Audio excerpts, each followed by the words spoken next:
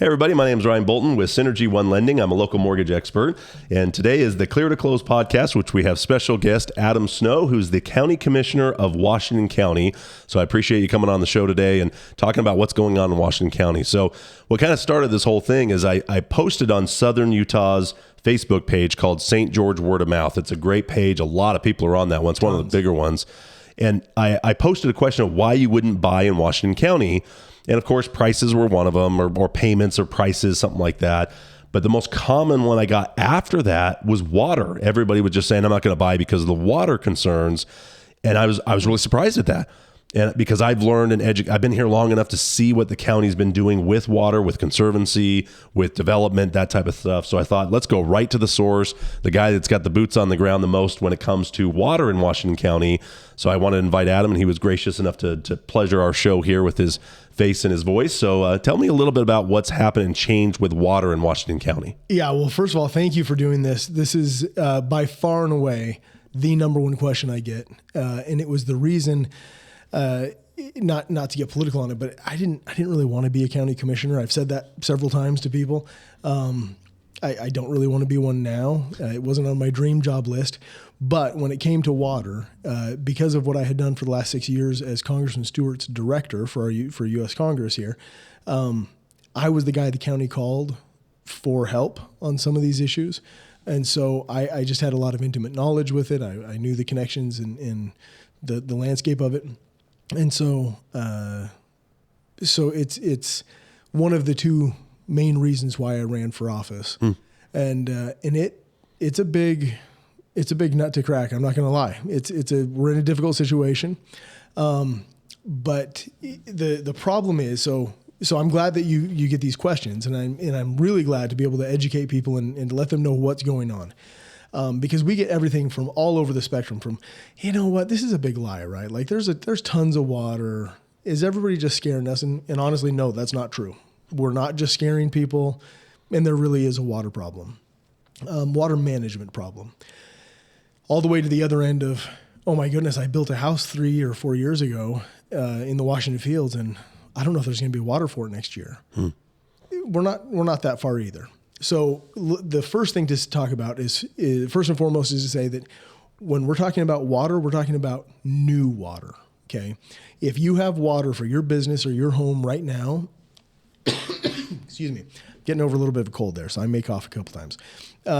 If you have a business or a home right now that is being served, there is sufficient water to continue to serve you, and you don't need to worry. When you go turn on the tap, short of some catastrophic event or something minor like, the pipe burst on your road this week and we had to go fix it. But otherwise, there's water.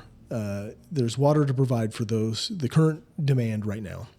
And that's managed by the state, because all water, actually, every drop of water in the state of Utah is owned by the state of Utah.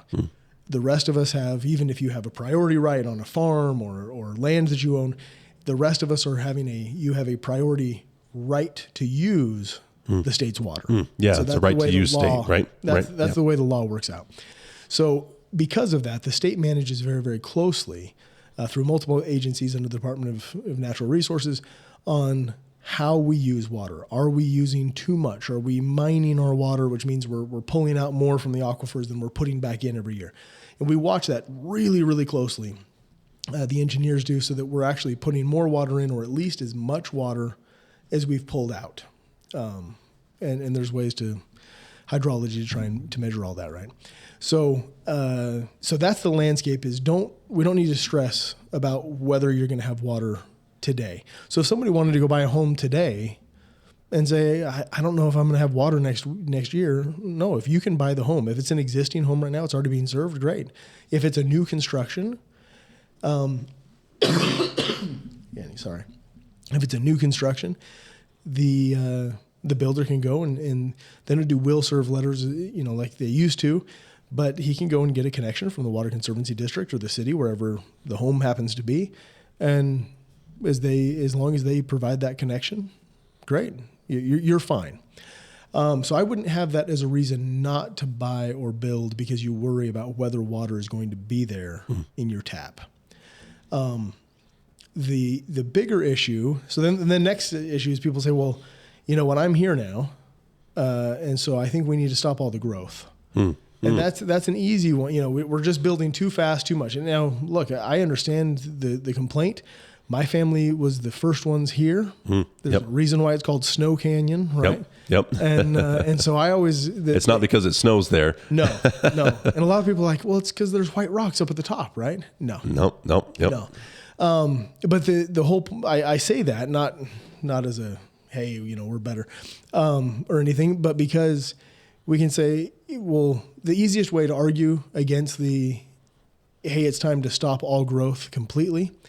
Some of us would like it to go back to when I was a little kid. Yeah. We had farms on 900 South. I mean, it was, we've still got fields out in the Washington Fields area. And I remember, man, this was a very different town back then, but you can't go back. Yeah. I mean, there's no way to doze the things down and plant alfalfa again. I mean, it's just not going to, it's not going to happen. So as far as the growth goes, people say we need to shut off all the growth because we're running out of water. And so I have two answers to that. One is that I ask them when they moved here. And when they say, well, let's see, 2012. So could we have done that in 2011? Yeah. Is that a fair comment? How about 2010? Could we have shut it off then? Yeah. Because a lot of people had those same concerns then. They had the same concerns. If you look at journals and government records in the 80s, they had serious concerns about water. There were building moratoriums in the 60s and 70s because we were out of water. The story of the West, and cut me off at any time here, but sorry, once I get going. No, that's why I brought you. I like water. So. The story of the West is the story of adaptation to limited water resources. So true. That is it. The city of Los Angeles, you can look at a presentation from when they were, I'm going to get the dates wrong, but early 1900s, right? The LA River was a trickle. I mean, you could walk across it and never get your feet wet. Wow. Because you could just step on the stones that were, the river rocks in there.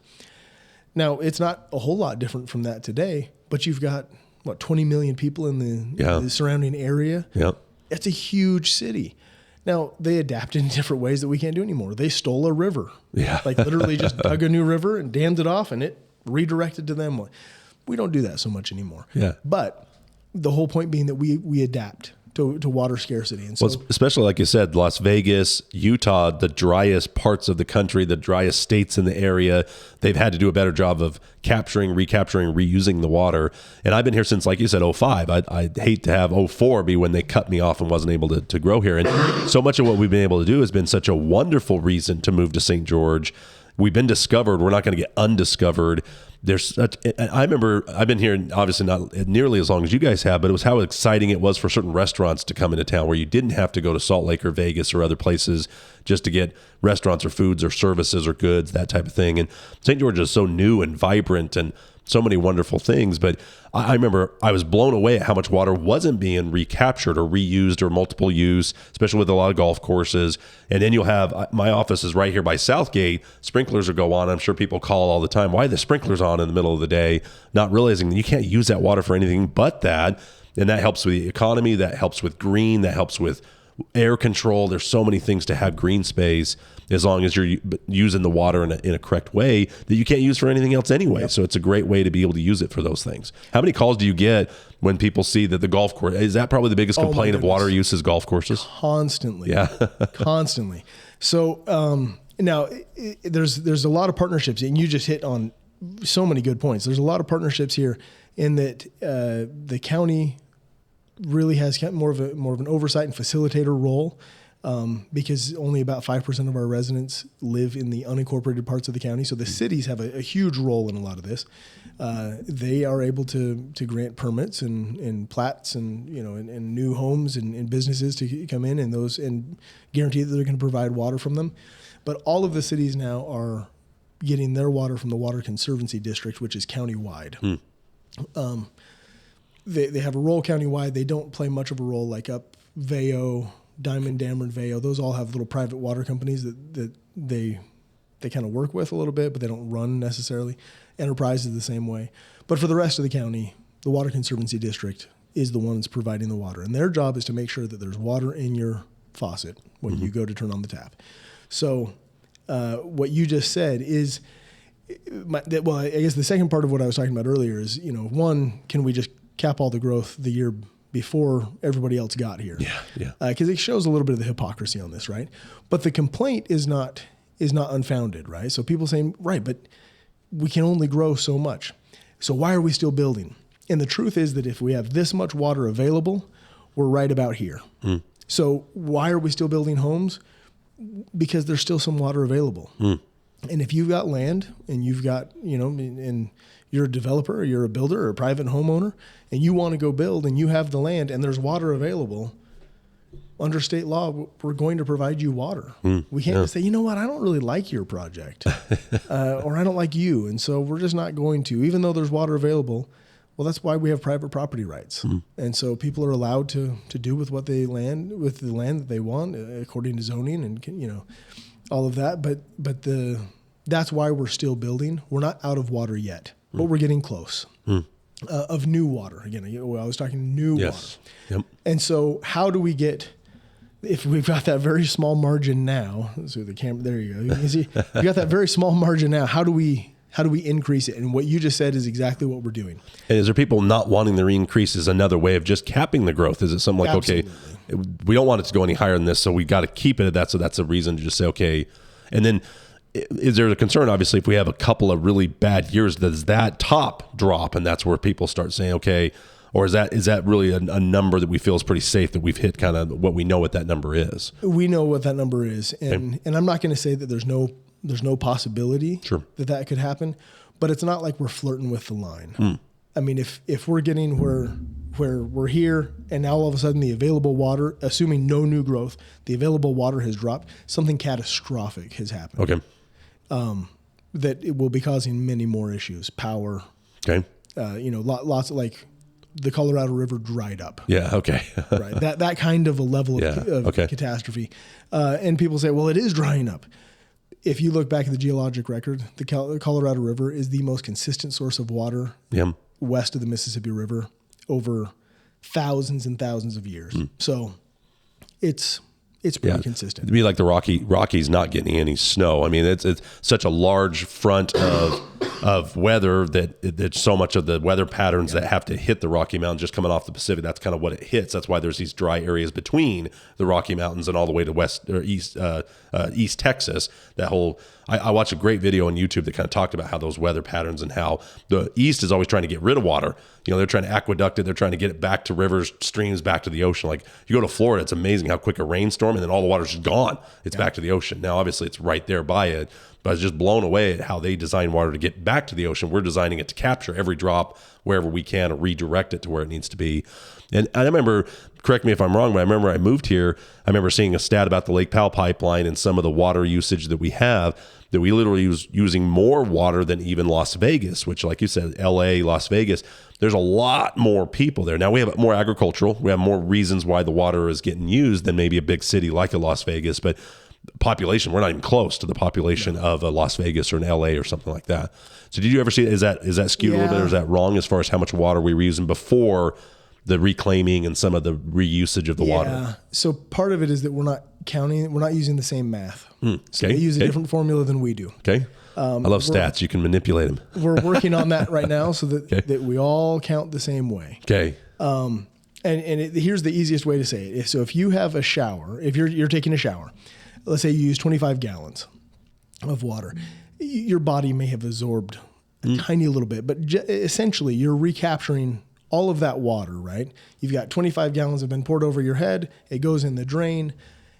Las Vegas will treat that, put it back into the system, and that's a net loss of zero. Right? Okay. Yeah. Because I get 25 gallons to go put back into the system again. So they count that as we haven't used any water. You've used water, but we've recaptured it all, and so we get to keep using it. Okay. Utah doesn't do it that way. We say you use 25 gallons, we put it back in the system, we treated it. Now we can use the 25 gallons again. So you take another shower. Now you've used 50 gallons. Okay. Okay. And they're counting it as zero, and we're counting it as 50. Gotcha. Okay. That's the most simplified way to describe how how we're just using different math. And so we're trying to get all on the same page. Now we have been a higher water user in some years, but what you're talking about is, and what you said just a moment ago, one, the Lake Powell Pipeline is first of all, I think is the worst named project in the history of the world. Sure. Because everybody thinks that we're just dropping another straw in a glass that's already empty, right? And that's not the case. And I love to go to Lake Powell. I think it's beautiful. Anybody who's been there recently realizes that is a very, very shallow lake right now. What we do, actually, it should be called the Flaming Gorge Pipeline, because the point of diversion of the water is we release additional water out of Flaming Gorge into the Green River, into the Colorado, into Lake Powell. We account for evaporation and loss along the way and usage along the way. And then we pump that less amount out from Lake Powell over to Washington County. So this is Utah's water. We're not stealing it from somebody else. These are water rights that Utah already has that they're not using right now.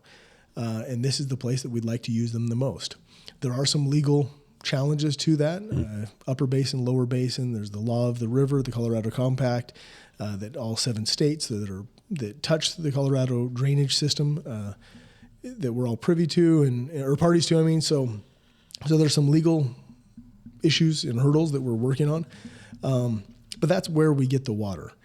It's just a lot easier to do it through the natural rivers, and there's a benefit to the ecology and wildlife and everything along the way, and recreation. We get to have fun with it, but it's a lot easier to pipe it 150 miles than it is the 450 miles if you were to go from Flaming Gorge through the state, and it's not a direct, you can't go as the crow flies. You got to follow mountain lines and canyons and everything. And boy, what would that cost, a pipeline all the way from Flaming Gorge? When, like you said, there's already a natural pipeline that's getting it to Lake Powell. So I didn't know that. So that's where the water comes. So essentially think of it, we fill Lake Powell up a little more, and then we pull it back down a little. So that's where the water would come, the outlet and everything for the pipe. If there's no water in that pipe, there's no water in Lake Powell. Yeah, it's designed to be low enough to where it's going to capture. It's basically, Now, and I have heard there's issues with getting it to St. George. There's been issues around the Indian reservations, and some of that stuff is added to the cost of that. And I know my water bill has a diversion for that, or they've reused it for other project kind of thing. So where is the budget for that? Is that still, and I remember the cost of it was lower. Obviously the cost has just gone up like crazy on that project as it gets delayed or gets approved and that type of thing. So is there updates on any kind of ETA or budget, or is it even still a pipe dream, or is it actually going to happen? How about that? Good name. It's called the Pipe Dream Pipe Project. So at some point in the future, and we're going to get into what we're doing right now, but at some point in the future, we will need an additional source of water, that one or from somewhere else, because we will have just used every drop. We are the largest community and one of the only communities in the entire country that of this size that is solely dependent on a single source of water, which is the Virgin River. And if we're Virgin honest with Stream? ourselves, the Virgin is a river only in the loosest sense of the term, right? Yeah. You go back east and they talk about rivers, and the mighty Mississippi is a river. Yeah. The Columbia is a river, right? Yeah. This is a trickle. Yeah. But it's the best we got. And so you've got 200,000 people almost and 6.2 million visitors a year relying on that little tiny trickle and a little bit of some wells and some springs and stuff that we've developed, obviously, but it's all in that same drainage. So we will need an additional source of water. The Lake Powell Pipeline, there like I said, there's multiple legal and kind of treaties with other states that we need to overcome. And so I'm not are we still working on it? Yes. Are we putting all of our eggs in that basket? No. And so if and when that happens to come around, it'd be wonderful for us. In the meantime, go ahead. I saw one argument that said, well, there's a fish, you get people that get anti-wildlife or anti-PETA, those types of people. I said, well, there's a fish that has a higher priority on us than humans downstream that would take priority. And I said, well, no, they're not going to allow that, because like you said, it's already a percentage of water we're supposed to get that we're not using, first of all. And second of all, it's low enough that if that pipeline doesn't have water in it, then all of Lake Powell is empty. We're not talking about something where it's high enough to where you have to constantly move down, because you've seen like Lake Mead and some of these pipelines that are now sticking up out of the dirt because of Mead. And Mead's a whole nother issue. It's just a horrible container for water, where Lake Powell isn't because of the rock and the sediments and the different things there. But that's really interesting to know that Flaming Gorge is really one of the feeders to that. That is a Utah thing. That's something I didn't know. I hope that educates everybody, because that's exciting to know that that's another place where water can get to Lake Powell. Yeah. And that's it should be the Flaming Gorge Pipeline. And maybe someday we'll rename it, because that's, everybody, the Lake Powell Pipeline's horrible. What do you think about the Flaming Gorge Pipeline? I'm a fan. I like that. Yeah. So, okay. Yeah. It's the same thing. So the battle of naming at this point. Yeah, no kidding. So eventually we will need that secondary source of water. In the meantime, so you say, okay, Adam, thanks. You've laid this out. We've got a little bit of water. We're not able to grow for a ton longer, though. So what do? Do we just cap it? And so before I lay out exactly what we're doing, the capping is a problem for everybody who lives here or would like to. Now, I have 3 little kids. I want them to be able to stay around when they get older. I was glad that my parents, I've got siblings that live here with their families. My grandparents lived here. So even though my family has been here for 150 years, 170 years now, I wouldn't be able to live here right now. It's not like, you're grandfathered in because your family was here early. No, I had to buy a home, right? After graduate school, I had to go find. So we want people to be able to live here. We want the services, like you mentioned, the stores, the restaurants, the things that provide a good quality of life. Well, in order to do that, you've got to have people that work in those stores and those restaurants. That maintain the roads and fix the potholes, and police officers and firefighters and ambulance. And that's not just water; it's power, it's sewer, it's gas, it's all that. Yeah. And so we have to be honest with ourselves and say, yes, we want this quality of life, and realize that with that quality of life comes that other people need to live here as well to help provide that for us. And so, and that they have a good quality of life as well. So we look at we look at what can we do today to maintain that we don't become. If we were just to cap off tomorrow and say there is no new growth, well, you still have water in your pipes, right? So you think prices are high now? If anybody who understands basic economics, if you have demand is still really high and you artificially suppress the supply, there's only one direction for the price equilibrium to go, which is straight up, right? So we will if we were to do that, we would make Malibu and Park City look like the slums because the demand is still high. Everybody wants to come here. Everybody wants to be here. Your price will nobody will care about your home. Billionaires will come and buy or the incredibly wealthy will come and buy your home because they want your water. They can doze your home and build what they want. That's what they do in Malibu. Old home. That's where I went to grad school. That's why I brought it up. But an old home that nobody liked. Well, but you're right on the beach. It has a premium for real estate. So for a postage stamp of land, roughly the size of this office, where you were 6 inches from your neighbor's wall, right, or maybe shared a wall. $6 million to buy that. Then they would tear it down and spend $20 million. It'd be a $35 million project. And people did it all the time because it was a scarce resource. It was a place they wanted to live. And they would spend that kind of money to come in there. So if you want to live here, imagine what your property rate is going to be if we were to just artificially cap that. And most people don't quite think it that far through. They say, I'm here now. I'm happy. Let's just keep it as it is. That's just not a free market economy. And we really saw a glimpse of that in the fact that it wasn't like loans were bad that were driving up prices. It wasn't like people were pricing the home wrong. People were saying, I'll pay you $50,000 more because I want the house. I want to live in that area. I can work remote now, so I don't have to work in LA or I don't have to work in some of these areas because remote working became such a big thing and St. George got so discovered. I mean, it's a wonderful place to live. It flat is.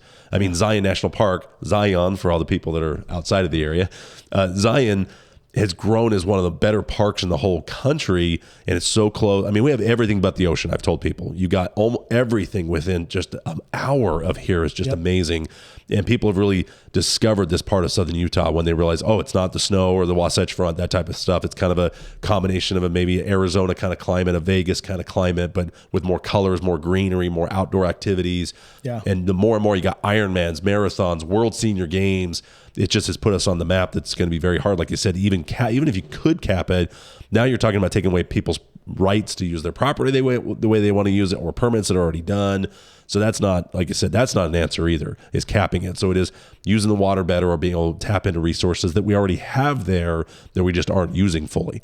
And really, if people were honest, they don't want the cap, because Right. that would deteriorate your quality of life and kind of ruin the whole reason why you're here and you want it capped, right? Yep. So it would be a self-fulfilling prophecy of destruction. Yeah. So really then it comes to the crux of the question is, so what do we do if we have only got this much margin between what we have to build and for businesses and homes and what we, how much more we've got to go? We're looking at several years still, but in the grand scheme of things, that's a blink of an eye. And so luckily there is not only just a plan, but a plan that has been in the works for a long time now. We're well down the road.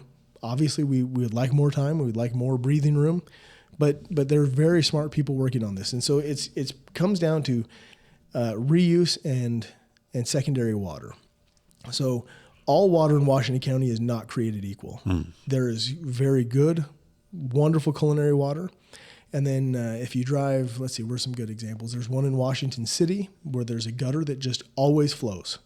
It's like, my goodness, we're just wasting water. You couldn't drink that water. Yeah. Now, could you treat it enough? And you can drink it today. Could you treat it enough? And sure. But that the would cost be an and expensive gallon of water to drink. Yeah. If you come down, Skyline Drive off of right below the Dixie Rock, right? Okay. There's always water seeping up between those rocks. Yeah. Right. And that's just occurring naturally, right? But to try and recapture that water, and most of that water has incredibly high dissolved solids, lots of sulfur and other minerals or things in it. And so you can't really use it. It costs so much to get it to drinking quality that it's really not economically viable to do so. Right. So then we look at, when we talk about secondary water, that's what we're talking about, that water that's not really good for culinary uses or for clean business uses. And then we say, what else can we do with it? So I'm just going to say secondary and reuse water, kind of lumping them into one category, although they are separate. So the way we get over this hurdle of, until we get a new water source, limited water right now, so how do we bridge that gap, is to say we need to treat every single drop of water that we have in this county and use it as many times as possible. Okay. And that's what other places have done better than we have. And so we have the capacity right now through Ash Creek Special Service District, kind of on the east side of the county. St. George has a great treatment facility here. Yep. We can treat every drop of water. That is not a problem. So you use it, in your home, in your business, we recapture, it goes into the sewer, recapture it, we treat it. We could treat all of that water and make it culinary quality, right? And there are places that take sewage water and they will re-drink it. And you actually wouldn't know, you'd never know. I mean, that's kind of off-putting for a lot of people, but you would never know. Okay. But we don't need to do that because we do 60% of our water in Washington County is used outside the home.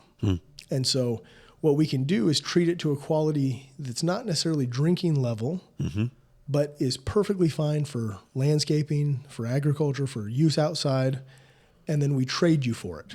So we say, okay, you're using culinary water outside right now on your lawn or on your garden or your plants, your fruit trees, whatever it might be.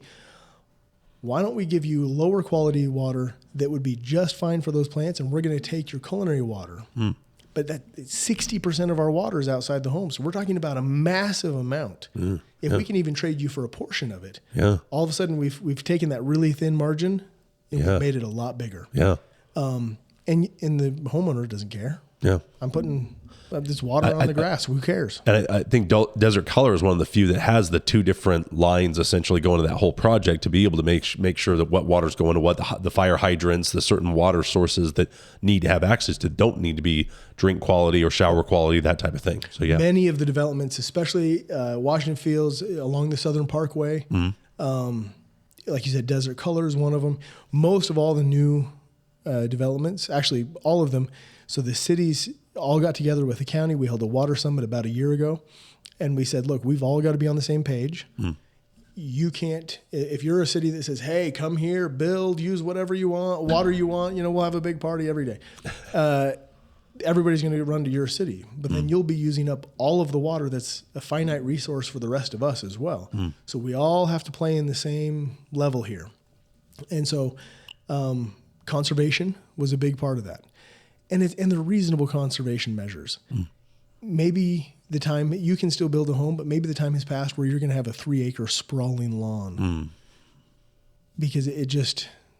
I'm amazed at how much of that you see in an area that is more desertscape and more dry and that type of stuff. And you see some other parts of the world that they do a different use of their land, whether it's gardens or other food sources and stuff. And yet we just have all this grass you never walk on, use, never do anything with. Yeah. So we all the cities in the county got together and we all said we're going to do away with that. If it's non-functional turf, why do you have it, right?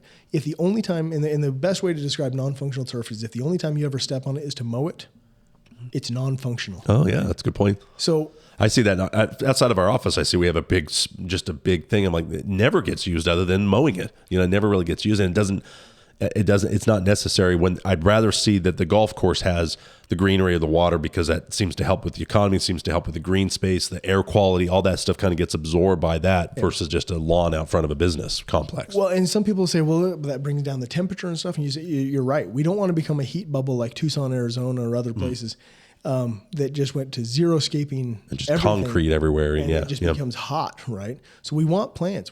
So part of those ordinances that the cities put in place was that they not only restricted the amount of grass. You can still have grass, but it's just got to be functional size, and it kind of depends on the lot size how much you can have.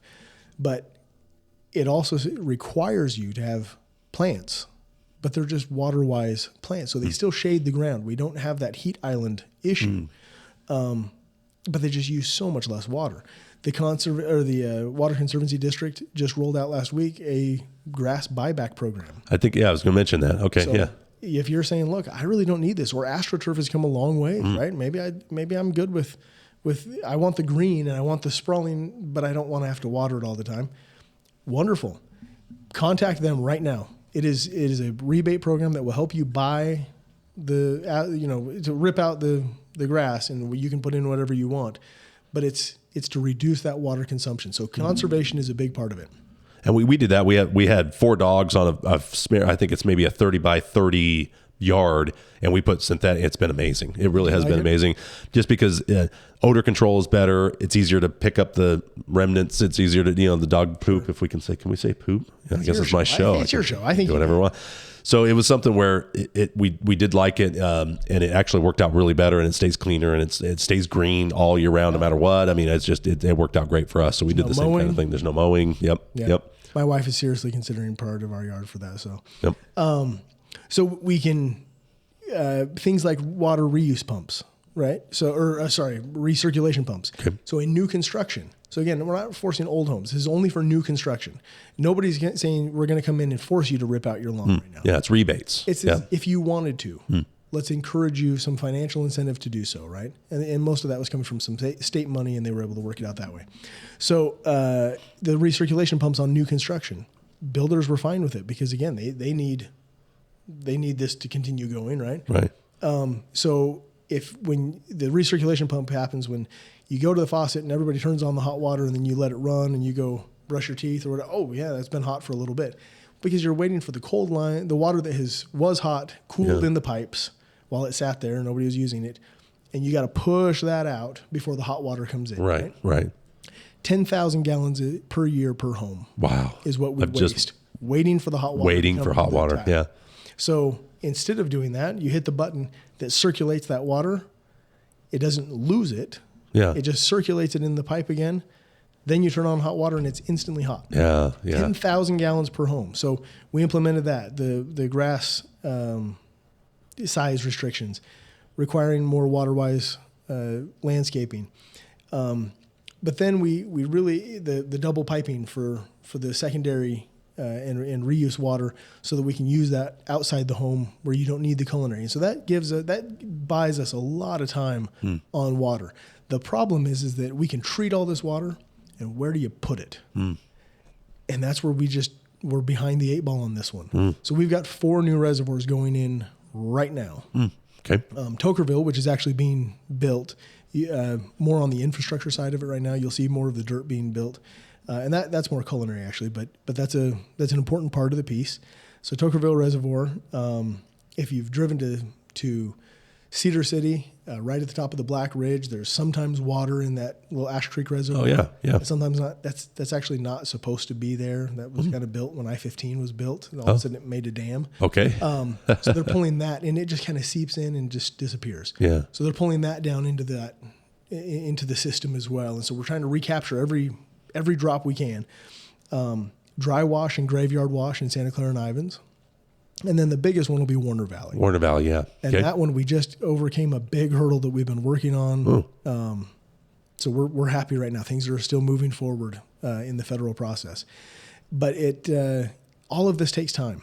So I started off, there's a reason why I brought up Los Angeles stealing a river. We can't do that anymore. And they probably shouldn't do that either, right? But they did. Okay. But that was 100 years ago. Things just take time. America used to do really cool stuff, and now it takes us a lot longer to do cool stuff, and we just don't do anymore because of federal regulation, and honestly, it's too much of that. But that's the world that we live in right now, and so it takes a long time for some of these things to move forward. So in 3 years, you'll still hear me talking about when Warner Valley comes online, but it's not a small reservoir. It'll be bigger than Sand Hollow. Oh wow. Okay. Comparable, but even then a little bit bigger. It's kind of a long dog leg, so you'll be able to boat and recreate on it. It'll be great, but it will be treated secondary water that will be mixing with some of the Virgin River water, putting that in there and storing it. We can treat all this water right now, but we have nowhere to put it. So when you talk about the golf courses and the parks that are watering in the middle of the afternoon, part of it is because what else are you going to do with that water? Yeah. Otherwise, we're sending it down to Lake Mead. Yeah. And so if we're going to water, it's not the best time to do it, but there's literally nothing else to do with that water right now. So we're going to water the golf courses or the parks or the school. I mean, schools are a huge user of water. So, so when we can store water, we treat it, we store it, we can use it differently than we're using it now, but we haven't had that option because we had nowhere to store it, and we didn't have the double irrigation lines separate from the culinary lines and everything. And so all of that is now coming online. We're, as we implement that aggressively, trying, conservation, the reuse, the different ways to try and conserve water in your own home and in your own business, and then looking at businesses that, if you're a high water use business trying to come in here and you need, 4 million gallons of clean water a day, probably not the right time and the right place for you right now. So we're trying to be smart about who we're recruiting, what kind of, the ways that we're using our water. Yeah. Okay. And when we do that, all of those measures together, there's no one silver bullet, but you add all of those measures together, and that buys us quite a bit of time. But again, that only buys us time. Eventually. Yeah. If we don't do anything with developing the new stuff, then getting 10 more years of not getting any further. So back to Lake Powell Pipeline, because that's obviously a hot button. If we started today, how long would that project take to bring water to Washington County? Yeah. So, we've, the state has spent millions of money dollars already just on the permitting and trying to get this all done. I think I've seen 7 different lines of where it's going to go and how it's going to go and where it's, all that stuff. Yeah. Yeah. Just in the design, the engineering, some of the initial permitting and everything. Honestly, you probably could have, like I've heard people say, holy cow, $30 million. Bob and I could have had our backhoe out there. We'd have had the pipe in for $30 million. I'd have it in next week. Yeah, it's not that simple. Oh man. There's lift stations because you've got, water runs downhill, not uphill. And so we've got to lift it over some hills, by Kanab and then back down. And excuse me, like you said, the reservation in Arizona, we've got some mountains that are in cliffs that are in the way. So it's a little more complex than just digging a hole and dropping some pipe in there. The power that it generates and consumes at the same time. So I don't have a good answer, mainly because it's not up to we are not our masters of our own destiny right now. We still have to deal with the lower basin states We have to deal with the upper basin states, Wyoming, Colorado. If everything lined up, when could you start? Like if you had your dream scenario, say, okay, we could start this project, it would be 5 years or 10, or, I mean, is there kind of... I would love it to be online in 15 years. That much longer. If it could be putting water into Washington County by 2035, I'd be really happy. Really? Interesting. So it's still that much longer. When did it even get proposed? I mean, I've heard about it since I've been here since 2005. Decades. So it's probably one of the longest projects I think I've ever heard of as a city or, a county or a state type project. I don't know if there's anything bigger in the country really that's been talked about, especially when it at least comes to the water side of things. I'm not sure what other water projects are around the West. I mean, the West is always dealing with water where the East is getting rid of it kind of thing. Yeah. So can you think of any other project that really has been talked about in the works than the Lake Powell Pipeline? I definitely can, but no. And I'll tell you one of the reasons you mentioned that. So like I said, I used to work for Congress, trying to get people to understand this issue. It's a very foreign concept for them many times. Yeah. I was in a meeting once with some congressional people from Michigan, and they were saying, okay, so you've got these issues out there, we've got some issues. If you can help us, we'll help you. And we were negotiating, talking, and he goes, we need some help with a river. And I said, okay, we need to buy up some land. We got to put in this river. And I'm saying, all right, so where are you bringing the water from? Like, where do you need it to get to? And he goes, what are you talking about?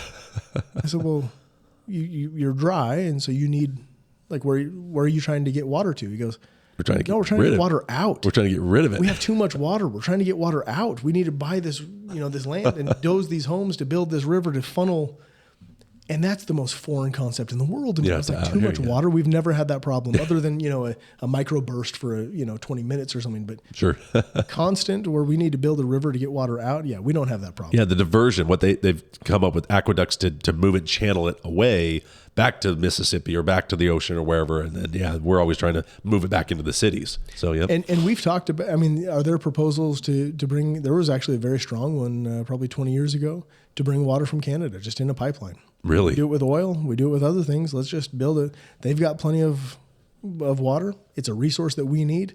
They have it just like the way we move other things, energy, natural gas, water, oil. We move things around. Freeway systems through, off of Highway 93. Now we got I-15, all that kind of stuff, right? Right. The permitting to get from Canada to southern Utah. Oh, man. You're only dealing with a couple states, couple counties, couple cities, not a big deal. Oh, my goodness. It would be a very difficult thing. I'm not saying it's not worthy. I'm not saying we shouldn't try it. I got a letter last week called the Water Train, where literally it's just big old, liquid containers on a train, and we're just going to bring, but that's some expensive water. Yeah, look at that and say that can't be the best way to get water here. They just can't over other options that are there. So outside of Lake Powell, that's a great thing. So we got Lake Powell seems to be the big talking point for the next new use water, because we're not getting, like I said, any more out of Virgin unless we just get a lot blow up a mountain so it moves more clouds this way. I mean, what other solution do you see other than pipeline as a real reasonable next step that's on the horizon? Or is it really we've got to put all our, not eggs like you said, but we got to put most of our effort into pipeline for Lake Powell? Yeah, there's a couple other options. That's the cheapest. Okay. Even though it's expensive, that is by far the cheapest. Yeah. And it's the most reliable because it comes from the most reliable source of water, the Colorado River system, right? I mean, It's Flaming Gorge, but it's that's all part of the same drainage. It's closest. It actually has the fewest hurdles to get over. And still, you're thinking 15 years. But there's some big hurdles still. Yeah. Everything else would be more expensive, more time consuming, and more difficult. We usually try to keep about 30 minutes. Hope everybody's enjoying. I think this is a very relevant topic. So I think it's something that I love talking about as well, because I love talking about the area. I love helping people know and understand what's out there, because it's amazing how a narrative on politics or religion or sports that just gets out of control. And it seems like water's one of those. Like you said, there's a spectrum of we're not worried enough and we're worried way too much. It seems like it has moved this way a little more than it needs to. So the idea is to try to dial it back to where it really is, where the truth really lies. Yep. What's the next big domino that needs to fall for Lake Powell? Like if you said, okay, we've got all these hurdles to jump through, what's the one that's kind of just doesn't want to fall that doesn't let the other one start to fall? Is there kind of, what's the next one? So we were actually fairly close under the Trump administration. And I don't want to ever sound like this is all me. There are Zach Renstrom, who's the manager of the Water Conservancy District, other members of Congress. I was just one piece of it, right? The county, the cities, like there's been a lot of people. The state has been very. The state's got to be Brian big, yeah. Steed, who was the in the federal government at the time. I mean, we've had a lot of really good partners, and at the time, we were actually quite close to getting over some big hurdles.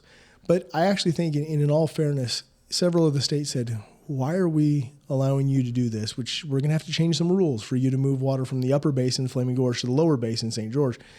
Why are we letting you do this when you're not treating every drop of water as sacred as you should? And I think that was a fair critique. And that was our own administration. You know, that was a friendly administration at the time telling us that. And then we're going, okay.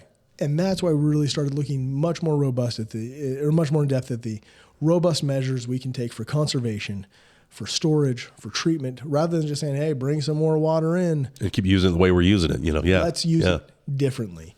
And that's where I think Vegas has done an incredible job of the technology it takes also to capture and reuse and stuff like that is really advanced. It is. And so, but it takes all of us on this. It is not, my neighbors need to stop using so much water. You drive around, I mean, we're in December. Drive around, and I guarantee you, if you will open your eyes at night, you'll see sprinklers still on people's lawns. And it's like, why are you watering when it was 19 degrees when I got in my truck this morning? Yeah. I don't live in downtown St. George, but still, Right. It was cold. Yeah. There's no reason. That grass is dormant. Yep. Why are you watering it? Yeah. When you see your neighbor's sprinklers in the summer hitting the concrete, or don't worry about your neighbors. If your sprinklers are hitting the concrete, no matter how much you water it, it's never going to grow. So quit watering the concrete and the sidewalks. It doesn't help. Right. It's so easy to fix it. Or then you'll see a sprinkler head broken for a long time where it just goes. It's like, wow, you know, those are easy little fixes, like you said. Yeah. So you got to look at yourself. What can you do also on top of what it makes sense? Because, is that just because people come from other areas where they don't have to worry? Because we do have a lot of people that have moved to the West from other areas, or even, you know, California. California has been a big driver of our economy.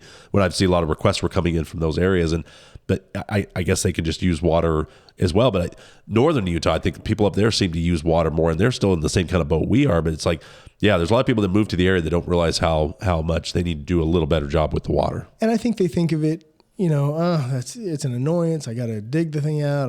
If I don't know how to fix the sprinkler head myself, I got to hire somebody to hire. You know, it's just, and how much is it really affecting? And honestly, it affects a ton. So last year, and we are in a drought, right? I mean, it's just true. We're in a drought. You can look at precipitation levels. We're hoping, you know, praying that it'll end and we can get back to more of a normal water cycle.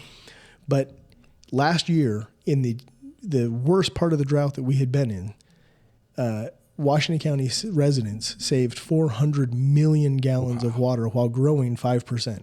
Wow. Yeah. So we did our part. Right? But it was because Bob fixed the sprinkler head, right? Yeah. And Tracy made sure that the sprinklers weren't watering onto the concrete, and that your kids weren't just spraying hoses all day, you know, all afternoon, washing. Like, we did things to try and improve how we're using our water. Car washes. Oh, we're putting in another car wash, which we have a plethora of car washes. Yeah, especially lately. With the right technology, car washes use far less water than you'll use in your own driveway. That's so true. That's a great point, because they're able to recapture that water that is going back into the thing, refilter it, and run it back through the same system. Way more efficient. And like I said, you're not taking a wash in that water most of the time, especially when it's been reused by the car soaps and the other solvents and stuff, because they're trying to capture that as well before it goes into the sewer system. So there's lots of things that we're. How about cookie shops? How much cookie shops do we need in St. George, and how much water does a cookie shop use? Probably more than a car wash. Probably that, or I guess or milk. Another soda, milk or another something. soda fountain. Oh, soda shops, yeah. we've got a few of those too. You know, but there's things that we can all do. We all need to take a honest look at ourselves and say, how can I save water a little bit better? How can I stop wasting? And then realize that there is not only just a plan, but a plan that has been in the works. And you have some very smart people that are very dedicated. They could make a lot more money doing other things, that just really do honestly care, and they're bringing their expertise to bear on this. Very smart engineers. Like I said, Zach Renstrom, I have the utmost respect for, and we're always looking for new things. Some people say drill deeper. There's not any proven massive aquifer that we're sitting on that's just a little bit deeper. We've had, oil wells and stuff that were drilled and we didn't hit anything. Sometimes we've hit some deep water, some primary water, they call it. There have been some pockets, high dissolved solids. I was going to say, how usable is that? Yeah. Potempe Hot Springs next to Hurricane Laverican, that's deep water. It comes out very hot. It puts 80,000 tons of salt into the Colorado River system every year. So it's a lot of salt. Yeah. Now you can't really use it for much. But we're actually even working on things with that. So it's not to say that there aren't other sources. Zach is working on some drilling along the Hurricane Fault Line to see, hey, maybe there is some deeper water in here. Let's try it. So we are looking at all of the above solution, but we do have things that are in the works, that are in place, even moving dirt and building infrastructure today. And that's how we expand that margin from where we're at to where we need to be. And then we just keep looking for additional sources and working with that. The short answer to your question a second ago is, what's the next big hurdle? Working with the other states. We're renewing the Colorado River Compact. Well, that's an undertaking, huh? That's an undertaking. Is California just going to get all of it? Is it just going to just shut everybody off and California's just going to get all of it? No. And even under this administration, where you would think that would probably be, they've been quite tough on California. Oh, okay. All right. So we've got some hope. That's the conversation. So we went a little longer for the show, but I think this is such a relevant topic. I think it's really important to know that like you said, we're in a good position, especially existing homes, that we've done a better job capturing the water that we are using, that we are actively looking for other sources. And it's not like St. George is drying up anytime soon. But it is something where it's still something we got to be aware of. We can't just bury our head in the sand, but at the same time, we can't just cap it. Like you said, I think there's got always something in between those two solutions. Yeah. So, appreciate your time. This is Adam Stone. He's the county commissioner. This is the Clear to Close podcast. So appreciate your time watching. Please click and subscribe. We got other shows coming up, other guests. If you have comments, questions, or concerns, please post those. We'll get to those questions later. But this was the Clear to Close podcast. See you next time.